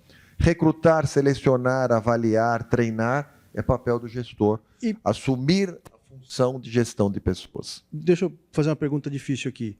E se tiver um dilema ético? Eu vou te dar um exemplo. Eu tenho um amigo que tem um grande escritório de advocacia. E ele falou que a estagiária foi com uma roupa trabalhar que não era uma roupa que era apropriada para aquele contexto, segundo a opinião dele. Olha que gelo fino. Olha que gelo fino. E precisa dar um feedback para a moça, tá certo? Ele não tinha a menor ideia do que fazer. Isso é um problema dele, gestor? Ou é um problema do RH? Ou é um problema da menina? Ou não é problema de ninguém? Ou isso não é um problema? Não, eu acho que é um problema dele. Mas ele tem que se inteirar se a empresa tem, porque tem empresas que têm dress code. Ainda mais uma empresa de direito, né? Então, mas se eu falo, olha, o RH falou que você... Não, isso é um problema meu. A Rita... Vou trazer uma situação, talvez. Acho que, na minha experiência, nessa situação, quando eu falo que o RH ele é parceiro do negócio desse gestor, esse gestor deveria chegar para o RH e falar, olha, preciso dar um feedback, estou tendo esse tipo de situação e eu não sei como abordar esse tema. Então, o RH vai entrar, como parceiro, né? O RH vai entrar auxiliando ele em como conduzir essa conversa. Inclusive, o RH pode até estar com ele na conversa, porque às vezes ele gosta ou se sente mais confortável de ter alguém acompanhando. Mas quem tem que falar é o gestor. Ele precisa dar esse feedback. Numa situação mais delicada como essa, normalmente as situações que eu já tive, às vezes o gestor prefere, olha, para a pessoa ficar mais à vontade, eu prefiro falar com ela individualmente, num momento mais adequado, mas me ajuda a estruturar essa conversa. Eu não sei como abordar. E aí é o papel também de quando a gente forma o gestor em técnicas de feedback, né? Que é a comunicação que o professor falava, que é super importante. Ele, acho que ele vai complementar. Boa noite, meu nome é Onofrio, acho que vocês conheceram vários Onófrios na vida de vocês, né? Muito comum, mas eu acredito que essa contribuição que eu quero passar, né, tem muito a ver com a experiência do Leal também. No passado recente, o gestor, o cara da época, né, desculpe a expressão, era aquele que detinha informação, segurava informação. Hoje, o cara ou a cara é aquele que passa mais rapidamente a informação para a sua equipe que mais precisa daquela informação, né? Então, isso é um posicionamento mais de gestão compartilhada, né? E a minha pergunta é a seguinte, dentro da sua experiência, e aí também os demais aí presentes, né, qual é o melhor modelo para você fazer a gestão da inovação como líder, independentemente de ser uma empresa startup? Bela pergunta. Vou tentar não generalizar, mas, assim, de maneira geral, o ambiente que o líder e que a empresa precisa formar tem que ser um ambiente, também é um jargão, vocês devem ter ouvido, principalmente você, segurança psicológica. O que eu chamo de segurança psicológica? Inovação, se tem uma coisa que inovação não é algo que vai dar certo ou errado com data marcada, né? É muito mais interação. Blá, blá, blá. Como é que você vai inovar se você tem medo de levantar a mão e levar uma bola de meleca na cabeça dizendo que você está errado ou você ser olhado torto? Então, para mim, o principal combustível da inovação, a gente até tem uma pirâmide bonitinha lá no Google, falando assim, que é a base, é o psychological safe. Sim, que é a chance de qualquer um, a qualquer momento, fazer que nem eu falo, jogar uma bola de meleca no que o chefe está falando. Porque, de novo, ali, como você falou, não é me seguir, vem todo mundo me seguir assim. É o cara que, por ter mais experiência, nem idade, né, como você comentou, o presidente tem 29 anos, e por estar numa posição ali que ele tem discussões estratégicas, porque ele não está ali no dia a dia fazendo o negócio acontecer, ele captura sinais diferentes. Ele está num galho mais alto da árvore, vamos dizer assim. Mas ele coloca um negócio e aí ele traz todo mundo para ouvir. Então, para mim, esse é o principal ponto. O segundo ponto que eu acho que é muito importante é a tal da diversidade. Então, diversidade, inclusão. Gente, no meu time de vendas lá, eu tinha pedagoga, eu tinha uma dentista e vendiam publicidade online. E aí vinham algumas ideias que eu olhava e falava assim, caraca, não sei se é para comer ou passar no cabelo, mas peraí, deixa passar. E a gente ia construir. É ter essa capacidade de construir sobre. E tem uma terceira coisa, que é o seguinte, se inovação que eu falei não é uma coisa se vai dar certo ou errada com data marcada, eu estou inovando para quê ou para quem? É saber o que interessa para o meu mercado-alvo. Lá no Google a gente chama bonito, que é a jornada do usuário. E a gente tem uma frase bonita pra caraca também, que diz o seguinte, foque no usuário porque o resto vem. Esse negócio de ficar olhando para a concorrência, é fácil falar quando a empresa tem bilhões de faturamento, mas assim, mas é isso. Se você é meu público-alvo e eu vou satisfazer você em tudo que você quer, ou nas coisas que eu acho que faz sentido com o meu objetivo, para que eu vou querer saber o que a concorrência está fazendo com você? Até vou, mas é uma visão paralela, né? Sabe? É uma lateral, desculpa, é uma visão lateral. Mas eu estou olhando você. Então, para mim, são essas três coisas. Uma segurança psicológica, ter gente de tudo que é lugar, com experiências diversas, trazendo um montão de perspectiva diferente, e que cada um dos seres humanos que estejam ali dentro para inovar saibam exatamente para quem ou para que eu estou inovando. Cara, o resto vem.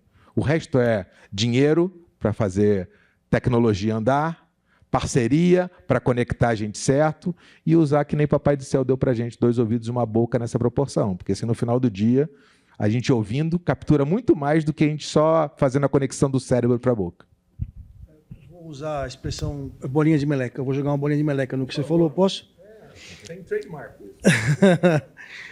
Esse último ponto que você falou, que é um dos 10 princípios do Google, né? Foque no usuário e o resto todo vem. Tem o princípio número 1, que se eu lembro bem, que é você pode ser sério sem usar um terno. Não é isso? Tem um negócio que eu aprendi esses dias. Olha que interessante, professor. A gente vai aprendendo. Não interessa quanto tempo você dá aula. Você sempre aprende, sempre aprende. Que é chegar a um objetivo de maneira transversal. Eu tive a oportunidade de trabalhar com o Hospital das Clínicas, com o Hospital das Crianças, né, chamado Instituto da Criança do Hospital das Clínicas, que recebe as crianças que têm até 18 anos, né, os jovens adultos, mas as crianças até 18 que têm alguma doença muito grave. Então é um hospital de referência, então eles são muito bons no que fazem, tecnicamente, muito bons. E a diretora hospitalar, que me concedeu uma entrevista, falou que eu tenho tanto foco na criança e no pai ou na mãe, que o meu objetivo principal é manter a enfermeira feliz. Se o meu trabalho não promove a enfermeira, vai ser difícil a criança ter uma jornada boa aqui dentro. E os pais também, e os visitantes também. Então, essa busca pela transversalidade, que não vai direto ao alvo, hoje com o ESG, por exemplo, tem essa discussão de que Fernando Pessoa fala isso, né? Resolver um problema é afastar-se do problema. A busca pelo lucro é investir no social, é investir no ambiental, e não necessariamente investir naquilo que vai dar lucro, porque é a expectativa de que fazendo a coisa certa o lucro vem. Então, é só uma bolinha para você pensar também, que esse negócio de ir direto ao alvo, buscar o alvo com muita sede, eventualmente pode ter consequências ruins. E talvez, eu sempre penso como consequência ruim é o Odebrecht. Não vamos falar o nome. Uma empresa que, inclusive, fica do outro lado daqui da Marginal, que o lucro é o que importa, o bônus é o que importa. Né? E complicou um pouco o jogo, né? Não, o que é? Não vou te dar. Vai. É a bola de neve, meleca. Não. Você tem um ponto muito forte. Agora, assim, quando eu estou falando ter muito claro aonde você quer chegar, eu não estou falando que é ter o lucro. Pode dizer que eu tenho muito claro que eu quero fazer o meu cliente. Então, mas esse é o ponto. Para fazer o cliente feliz, você precisa fazer a turma que trabalha com você feliz. Para responder ou não. O primeiro passo para a inovação, a meu juízo, não é inovar para o cliente, é inovar para quem trabalha com você. Para que o ambiente de trabalho na sua companhia seja o melhor possível. É igual caridade. Não adianta fazer caridade com o cara que está no metrô Belém, se aqui eu não faço. Na minha casa eu não faço. Eu contribuo com a grana, eu não sei o quê. Para mim, caridade e inovação se faz com quem está a 1 metro. Depois 1,5 metros. Depois 2. E a gente vai expandindo. Mas primeiro com a turma que está aqui. Não com o cliente, entendeu? Que é a base do Psychological Safety. A galera tá ali e, assim, qual é o principal, tirando o salário que cai no final do mês porque a gente tem boleto para pagar, né? Assim, você está feliz onde você trabalha quando você é ouvido, quando você tem voz, quando você participa do processo de decisão. Com essa minha genérica aqui falando de segurança psicológica, é tudo isso. A hora que o cara está aqui dentro, ou as pessoas estão aqui dentro, e elas conseguem se sentir ouvidas ou participando, eu acho que é esse tipo de coisa. E concordo com você, porque a enfermeira ali, ela não só é a linha de frente do hospital, ela representa tudo. Ele é o primeiro contato, é o segundo contato que vai fazer a criança que está ali dentro não se tocar que aquilo é um hospital, e aí tudo isso ajuda o processo. Se ela não for, se ela não tiver... Ah, não, se ela tiver... tá. A gente está no finalzinho, então, por favor, Cavalheiro, por Posso favor. fazer? Claro, por favor. Eu queria resgatar um ponto que o professor Marcelo colocou, quando ele disse da dificuldade de engajar a turma numa cultura de empresa no formato híbrido, né? E imagino que ainda mais quando é uma empresa, uma startup que nem tem uma cultura muito bem definida, enfim, como que você acredita que a gente pode desenvolver esse trabalho, e ainda mais considerando uma outra linha aqui, que a gente estava até conversando agora há pouco, que é de uma linha que talvez vá um pouco na contramão do que a gente está falando, de lideranças que estão tentando resgatar um formato antigo de trabalhar. Eu tive contato agora há pouco de uma espécie de MBA que está falando de uma liderança antiga, baseada em valores, resgatar valores que antigamente aconteciam e agora está tudo mudado. A gente vê exemplo de uma empresa de educação digital, que o dono da empresa vai lá e fala que as pessoas têm que trabalhar no final de semana, trabalhar mais e que tem que trabalhar presencial, né? Uma empresa digital que exige que todo mundo trabalhe presencial. Então, E que vote no mesmo candidato. Não é isso? exatamente, ainda tem um posicionamento político envolvido. Então, assim, tem uma contramão de tudo isso aqui que a gente está falando? Vocês estão sentindo isso como uma espécie de, enfim, tendência, talvez, até nesse mundo polarizado que a gente está vivendo, né? Então, assim, a gente desenvolveu um caminho de liderança, de gestão, e parece que tem alguém falando, não, espera aí, vamos resgatar, porque vamos fazer de outro jeito, que esse jeito aqui que vocês estão propondo não está funcionando. Quer dizer, não está funcionando de fato? Enfim, queria que vocês contassem um pouquinho aí a percepção de vocês. Eu vou começar pelo final, vou tentar não esquecer o início, né?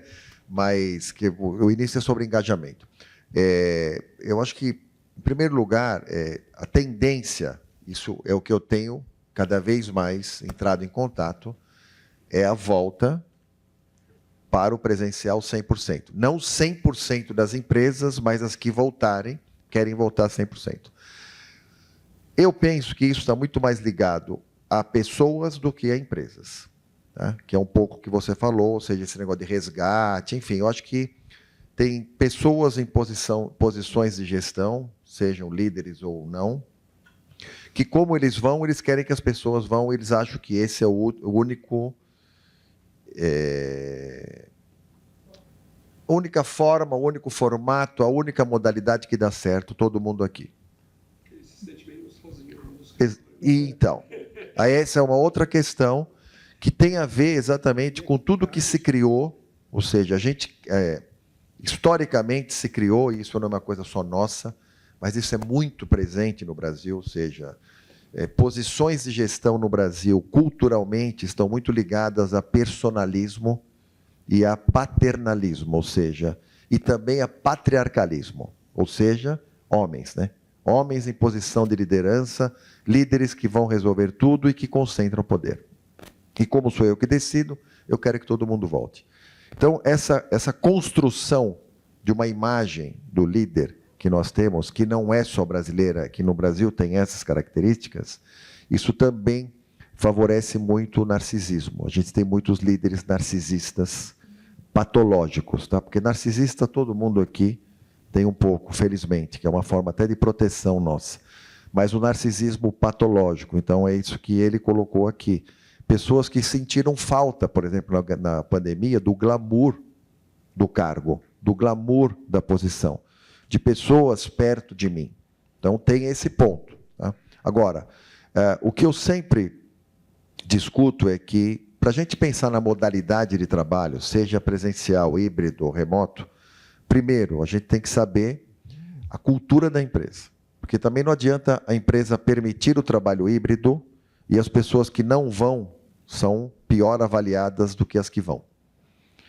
Então, o primeiro ponto é a cultura. Segundo ponto é a atividade. Essa atividade, ela necessariamente funciona melhor totalmente remoto, totalmente presencial ou no híbrido?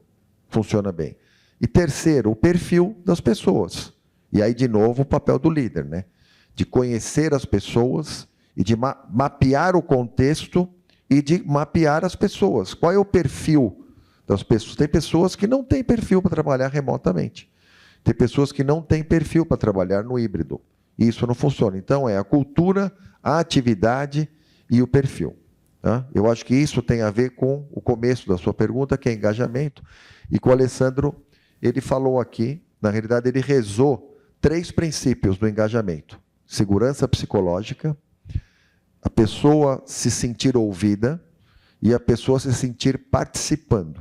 Eu colocaria mais 2 coisas aí, que é a pessoa gostar do trabalho, né, da atividade, né, e isso não é necessariamente fazer o que gosta, tá, porque não dá para todo mundo fazer o que gosta, mas gostar do que faz a gente consegue. Então, porque se eu não gosto do que eu faço, dificilmente eu vou me engajar. Né? Então, eu acho que isso tem menos a ver com adorar a empresa ou se apaixonar pela empresa, mas mais gostar da sua atividade. E para gostar da minha atividade, eu preciso dominá-la, que é o que o Daniel Pink, da Motivação 3.0, chama de mastery, ou seja, eu sei fazer o que eu faço. E quanto mais eu desenvolvo esse fazer, ou essa competência para o fazer, mais eu gosto do que eu faço. E isso pode tornar as pessoas mais engajadas. Eu acho que isso não depende tanto de híbrido ou da modalidade de trabalho, né? Mas foi muito importante que você falou dessa questão do... Eu acho que isso está muito mais nas pessoas do que nas políticas organizacionais, né? E tem uma questão também da tese, da antitese, da antítese e da síntese. Então, em algum momento também, essa ida completa para o online virou a antítese da tese que tem que ficar. O híbrido é o meio do caminho. Então, esse pêndulo vai e volta. Então, a empresa precisa estar habilitada, e a tecnologia ajuda muito a isso, a poder fazer. A gente estava aqui na faculdade, sem querer chamar aqui o nosso exemplo, mas em 2 semanas a gente estava dando aula online para todo mundo. E todos os nossos alunos e alunas passaram a ter aula online na pandemia. A nossa área de TI deu show e funcionou muito bem. Mas para isso, a tecnologia precisa funcionar. Não tem empresa moderna hoje. Eu fui levar meu carro para arrumar o pneu lá, fazer alinhamento, e o cara falou, vem, para, e ficou lá no computador. Eu não sei se ele estava fazendo alguma coisa. Porque sempre existe a chance de ele estar querendo me enganar. Mas eu acho que ele estava fazendo alguma coisa no computador ali para fazer o alinhamento e o balanceamento do pneu. Quer dizer, a transformação digital chegou na borracharia. Né? Então, já não é uma tendência, né? É um fato. Última pergunta. Pois não, Cavalieri. Boa noite. Eu queria só comentar sobre a questão do híbrido, né? Que a impressão que eu fiquei é que a cultura das pessoas em gerais, dependendo da empresa, não acompanhou. E a gente foi forçado a trabalhar no híbrido, né? A gente estava em lockdown, né? E a gente teve que fazer funcionar de alguma maneira, né? O mundo não parou, a gente parou de se locomover, mas o mundo não parou, continuou funcionando, a gente fez funcionar. E na hora que reabriu, no fundo, a cultura antiga puxou tudo de volta. Essa é a impressão que eu tenho, né? Eu não sei, eu acho que para mim foi uma decepção, né? Quando teve a pandemia, que teve coisas ruins que a pandemia trouxe, uma das coisas boas que eu pensei que ia ficar era o trabalho remoto, um trabalho híbrido que funcionasse, né? Enfim. Até complementando, já era uma tendência o trabalho. Sim, exatamente. Bem devagar, né? Mas a própria educação que vinha se discutindo, tanto que quando aconteceu, a tecnologia já existia. Todas as tecnologias. Foi essa velocidade que a gente conseguiu se adaptar na tecnologia, não culturalmente, né? Acho que culturalmente leva um pouco mais de tempo da gente se adaptar. Mas aconteceu tudo muito rápido e a gente tinha essa tecnologia disponível. A gente, né, eu me lembro, antes de acontecer, eu me lembrava, e para mim era um grande tabu, porque já tinha gente que trabalhava híbrido. E eu falava, gente, mas isso não funciona. Como é que vai ser? A pessoa fica em casa? Como é que é? Para mim era um mega tabu. Eu mesmo. Né? Acho que talvez para a maioria das pessoas que sempre viveu esse dia a dia de indo para o escritório, trocando com as pessoas. E, de repente, aconteceu... Quer dizer, teoricamente, a percepção é que acelerou um processo que já vinha acontecendo, né? Sem dúvida. O Alessandro falou uma outra competência importante, adaptabilidade, porque essa questão de, não, era melhor antes, ou é melhor presencial, nós precisamos nos adaptar e entender o que é melhor. Eu aprendi essa semana é um acrônimo, né? TQQ, terça, quarta e quinta. Eu não conhecia. Eu não conhecia essa expressão TQQ, ficar em casa de segundas e sextas. Isso tem consequências no trânsito. Por exemplo, hoje é quarta, hoje é um Q. Então, alguns de vocês tiveram esse complicador, mas, sem dúvida, já acontecia. As grandes empresas eram as maiores barreiras. As grandes empresas são as que menos queriam o trabalho híbrido ou o trabalho remoto. Isso se tornou uma realidade. Mas isso nós temos como herança. Então, algumas empresas continuam com o trabalho híbrido, e o trabalho remoto é o que mais vem caindo. Tá? Mundo todo. Brasil, América Latina, Estados Unidos, Europa, é o que mais cai, é o trabalho remoto. Eu acho que essa questão você falou de paternalismo, do perfil cultural brasileiro, que eu acho que faz muito parte dessa forma que a gente enxerga o ensino à distância. O ensino é a minha parte, né? O trabalho remoto. Mas uma coisa que eu percebo que a gente conseguiu adotar a tecnologia porque ela já existia.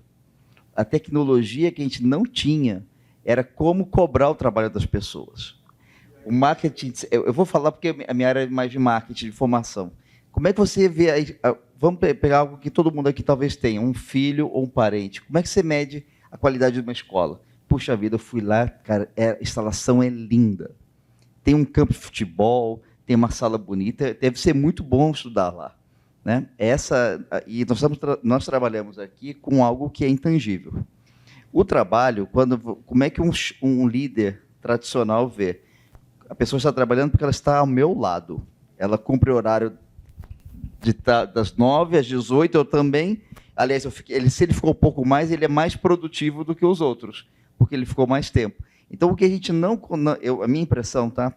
E aí eu acho que cabe a todo líder aprender a pensar que não é a tecnologia apenas que é importante, mas é a entrega que você espera da pessoa. E eu acho que a gente não tinha essa tecnologia.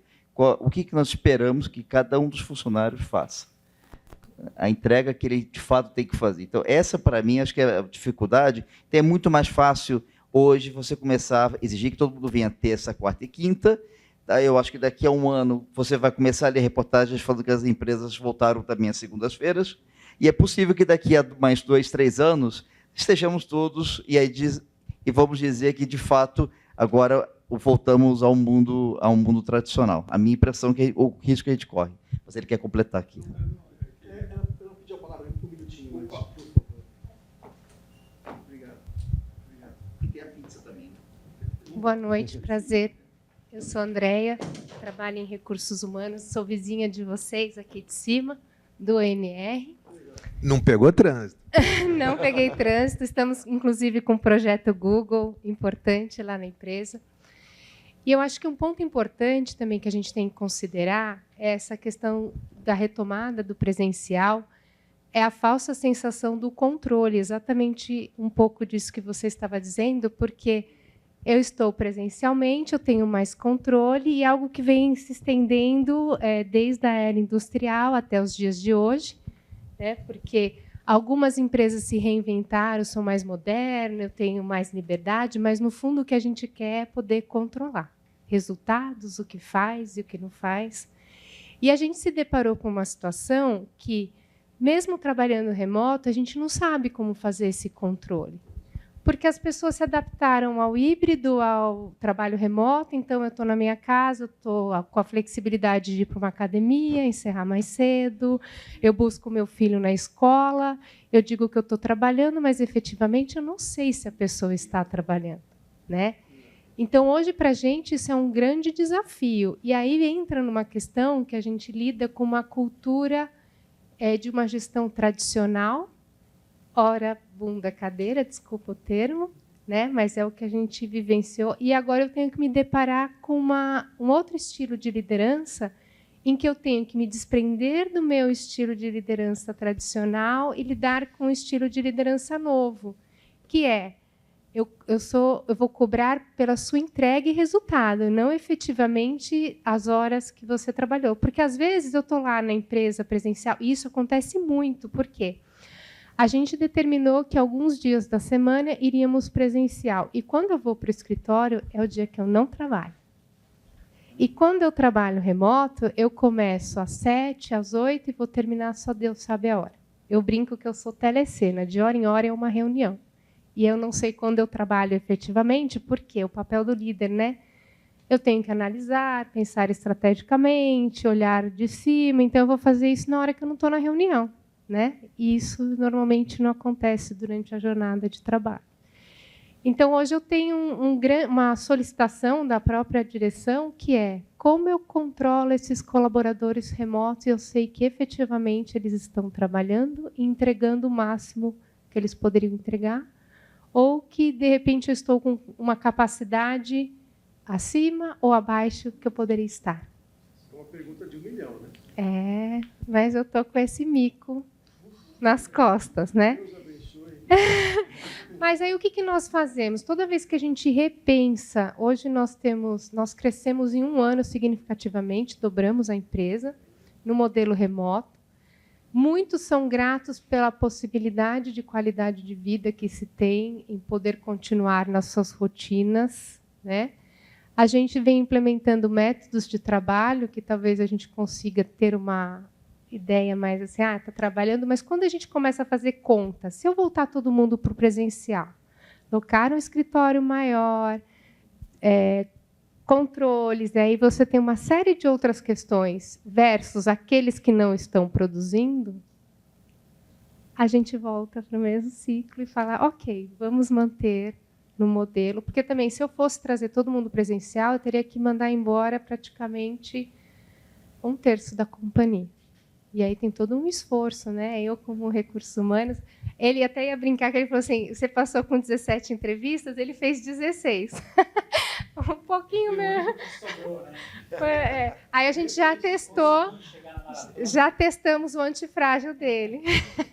Né? Mas essa é uma realidade. Então, assim, trazendo um pouco, acho que eu me estendi, né? Mas dessa questão, e a gente nunca vai ter resposta, né? A gente está sempre buscando, eu acho que essa interação entre nós ela é super saudável, porque nos dá a possibilidade de ver como que o colega faz, o outro faz, e se reinventar constantemente. Mas se alguém tiver alguma ideia ou sugestão, a gente até pensou uma plataforma, né, de controle.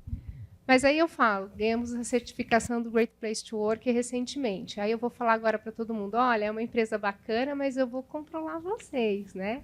Eu não confio efetivamente que vocês possam fazer sem eu ter que controlar. Então, se alguém tiver alguma sugestão... A propósito dessa troca, eu acho que tem um provérbio africano que fala que precisa de uma aldeia para criar uma criança. Né? Então, acho que a troca é muito importante entre pessoas de alto nível, porque desinteressadas do momento, vamos dizer, do pequeno sucesso e mais comprometidas com o long run. Então, acho que parte daí. Eu queria aproveitar, quem patrocina esse evento aqui é o Pós-MBA, né, que é o nosso curso em parceria da FIA, é uma parceria da FIA com a USP. E eu queria lhes mostrar uma coisa. Eu fiz aqui um slide que eu queria mostrar uma coisa sobre... um PowerPoint. O curso procura responder exatamente essa pergunta do que mudou. O que mudou desde que você fez o MBA? Para quem fez o MBA há 5 anos, por exemplo, o que mudou? Desde a inteligência artificial, passando por tudo que a gente está falando aqui, alguma coisa que a gente nem sabe direito o que é, mas robô ter ética. Dá para fatorar ética num algoritmo? São questões que a gente não sabe a resposta. Para esse tipo de questão, olha, eu fiz isso daqui em 1 hora. Questa è la prima parte della rivoluzione nella comunicazione mediata dalla tecnologia. Molto presto avremo la possibilità di parlare nella nostra lingua madre e la traduzione in tempo reale raggiungerà il nostro interlocutore.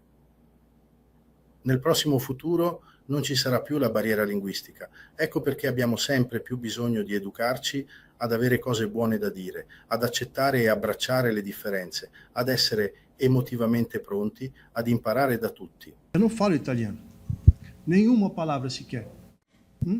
Pizza. Só. Então, a inteligência artificial hoje já faz coisas como essa, que eu, numa plataforma gratuita, fiz isso em 1h30. E agora eu posso gravar um curso em português com a minha voz, que é a minha voz, é a minha imagem, é um avatar meu. Essa é a minha sala aqui no térreo. As folhinhas estão mexendo lá atrás. Isso é muito perto de ser verdade, factualmente, em mesmo não sendo. Esse mundo, a gente não tem ferramenta pronta para ele, para lidar com um mundo desse, do que é verdade, do que não é. Bom, e a liderança, como é que faz? Porque as empresas precisam continuar. Eu preciso continuar indo na casa de construção, e precisa ter as coisas lá, que quando eu compro, a fatura vem certa e o carrinho vem entregar na minha casa. Quando eu compro no iFood, as empresas precisam continuar funcionando, mesmo num ambiente tão maluco como esse, por exemplo. O pós-MBA ajuda a gente chegar em ter essas conversas. A gente está aqui na faculdade e junto com a Universidade de São Paulo fazendo um curso que não existe paralelo dele no Brasil. A gente faz 12 encontros presenciais com essas, por enquanto, com essas disciplinas, com esses temas que passam pela inteligência artificial, pela diversidade, a importância da diversidade, e que transcende ter pessoas pensando diferente. É abraçar a diferença, que foi o que eu falei em italiano. Abraçar a diferença. É somente por meio da diferença, né? Não é tolerância. Tolerância é só você não ser um troglodita, falar que é tolerante, pelo amor de Deus, é muito pouco. A geopolítica que afeta os negócios, como a gente vê com a guerra, por exemplo, tão longeva da Ucrânia e tantos outros conflitos, a geopolítica afetando os negócios. Cibersegurança, um colega outro dia, que é do Gabinete de Segurança Institucional, me falou que a consultoria dele foi contratada por uma empresa que fabrica calça jeans no Rio Grande do Sul, porque ela foi atacada por um hacker que pediu 1 Bitcoin. Parou o sistema de produção do cara, ele não consegue produzir porque ele foi atacado. O sujeito conseguiu localizar, o atacante estava na África Setentrional. O que precisa para atacar hoje? Talvez, né? Talvez um celular. Então, estamos todos expostos. E como é que se protege? Quem dá aula para a gente sobre isso é um diretor do Citibank, de cibersegurança. Então, o curso se propõe também a isso, a trazer pessoas desse nível que os senhores vêm aqui, para fazer discussões boas para aquelas perguntas que não têm resposta ainda. Então, a gente não vai sair daqui com resposta, mas vai sair talvez com melhores perguntas e com alguma ideia de uma resposta. Então, o Samuel, que é da equipe, está aqui. Se alguém tiver interesse em conversar um pouquinho sobre o curso, entender como ele funciona, a primeira turma acontece no primeiro trimestre do ano que vem e estão todos convidados e convidadas a falar para a sua turma, a vocês próprios, será sempre um prazer. Eu vou deixar os meus dados, se você tiver interesse, a gente consegue um descontinho. E com isso eu queria fechar, tendo talvez mais uma pergunta. O senhor ia fazer uma pergunta, talvez, cavalheiro? Nós falamos muito da pandemia, que acelerou todos os processos até de conhecimento das técnicas digitais, mas 11 de setembro foi um marco para mim, para acelerar principalmente a videoconferência. Eu trabalhava numa multinacional, depois foi adquirida pela Oracle, que era a PeopleSoft, e essa empresa, todos os executivos, nós somos proibidos de fazer qualquer viagem. E aí a Cisco ficou com uma responsabilidade muito grande de poder viabilizar as videoconferências. A gente não tinha, formava-se fila para ter realmente a telepresença, exatamente, né? E, com isso, outras tecnologias vieram também. Então, eu acho que o marco da transferência de tudo isso, até o processo híbrido aconteceu lá, nesse 11 de setembro, e veio somar agora com a pandemia. E espero que não tenhamos outras, né? Porque, realmente, a situação da tecnologia ela vem nos ajudar sempre. Temos que aproveitar, só isso, né? Então, só queria lembrar do 11 de setembro, que foi um marco também, né? Deixa eu ver só. Lembra do Skype? Só você não fala com ninguém. O Skype não é, falou com a minha mãe que pertenceu todos na França. O Skype tinha 18 anos quando a pandemia chegou. O cara falou, é a nossa vez. Vamos lá, rapaziada. Os caras fizeram um Zoom. E ninguém usou, quer dizer, 2 pessoas usam o Skype, como a gente aprendeu hoje. Olha que loucura. A Cisco tinha o Webex, que tentou fazer alguma coisa. Podia ter detonado. É um negócio inacreditável como as empresas, mesmo as detentoras de tecnologia, não estão estruturalmente preparadas para esse próximo passo. Será que a gente está? Será que as nossas empresas estão? Então, essa é uma questão também. O business as usual, dá um passo de cada vez, a gente vai. Mas o problema é que as coisas funcionam de maneira disruptiva, né? E o concorrente vem de qualquer lado, a gente ficaria aqui até amanhã. Vocês sabem, né? Mas não dá mais, acabou. Agora a gente precisa parar. Então, acho que tem... Obrigado, turma. Valeu.